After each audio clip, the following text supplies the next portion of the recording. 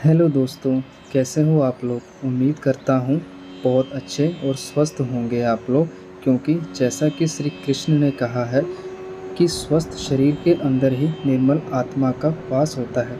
तो इसीलिए मैं हमेशा आपसे कहता हूँ और कहता रहूँगा कि हमेशा खुश रहिए, अपनी ज़िंदगी को अपनों के साथ एक सकारात्मक दृष्टि से व्यतीत कीजिए।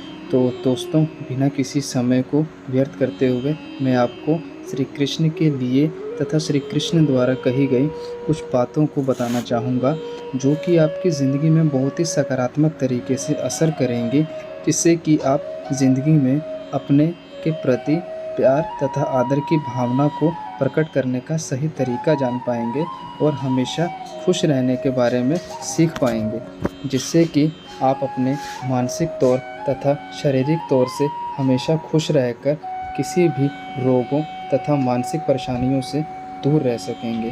तो दोस्तों, जैसा कि मैं आपको बताना चाहूँगा, श्री कृष्ण को भगवान विष्णु का अवतार माना जाता है। श्री कृष्ण उन त्रिदेवों में से एक हैं जिन्होंने सृष्टि बनाई है।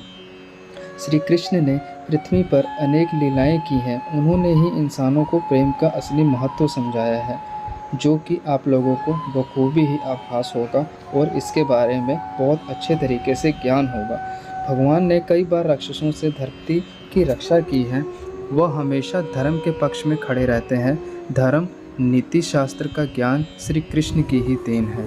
श्री कृष्ण को कई नामों से जाना जाता है, जो कि अपने ही श्रद्धा के भाव से हर एक जननी जो अपने भावना की धारणा से प्रकट करते हैं दुनिया के सामने, समाज के सामने। जो नाम उन्हें उनके प्रसिद्धि के कारण मिले हैं, उनके काम कार्य तथा उनकी सकारात्मक ऊर्जा के कारण उन्हें उनके भक्तों द्वारा दिए गए हैं। तो उनके लिए और उनके द्वारा कही गई कुछ बातों को मैं आपके सामने प्रकट करना चाहूँगा। बाबा, तेरे अलावा कौन देगा सुकून मेरी रोती हुई आँखों को। किसको देखूं कि नींद आ जाए, किसी के साथ दुख बांट पाना भी एक तरह का सुख है।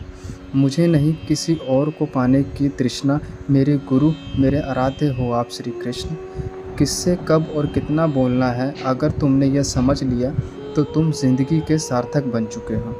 सहना चाहिए मौके पर, कहना भी चाहिए और शांति के साथ रहना भी चाहिए।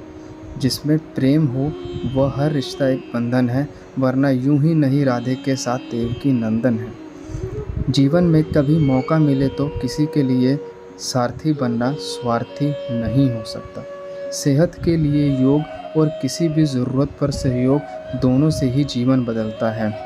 श्री कृष्ण के द्वारा कही गई इतनी अच्छी बातों को कृपया आप ध्यान से सुनें तथा अपनी दिनचर्या में इसे अमल करें और आगे बढ़ने के रास्ते ढूंढें। कन्हैया जी हमारे पालनहार हैं, उनके नाम मात्र से ही होता दुखों का संहार है।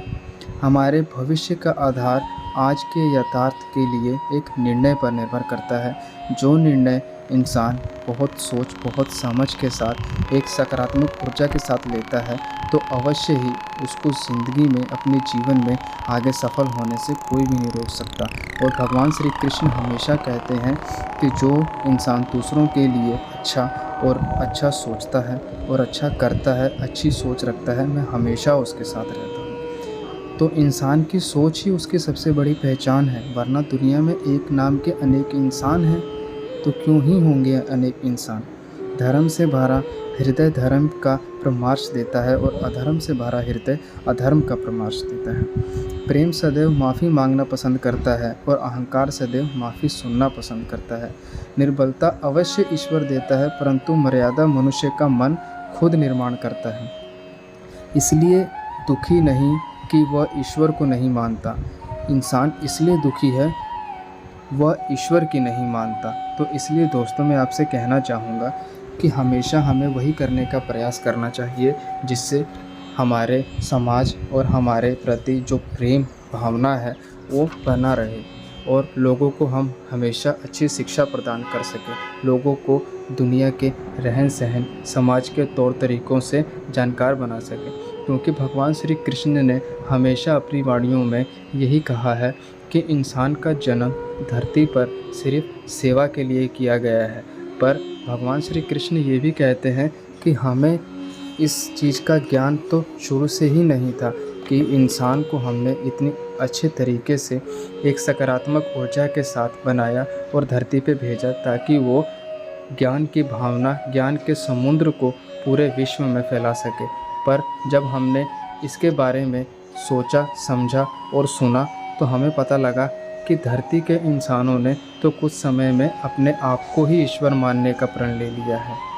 तो दोस्तों, मैं उम्मीद करता हूँ ये सारी कृष्ण जी द्वारा कही गई बातें और मेरे सकारात्मक विचारों को आप अपनी ज़िंदगी में ज़रूर अमल करेंगे और इसके साथ सकारात्मक ऊर्जा और नई सोच के साथ अपनी ज़िंदगी में सफल प्राप्त करेंगे। धन्यवाद।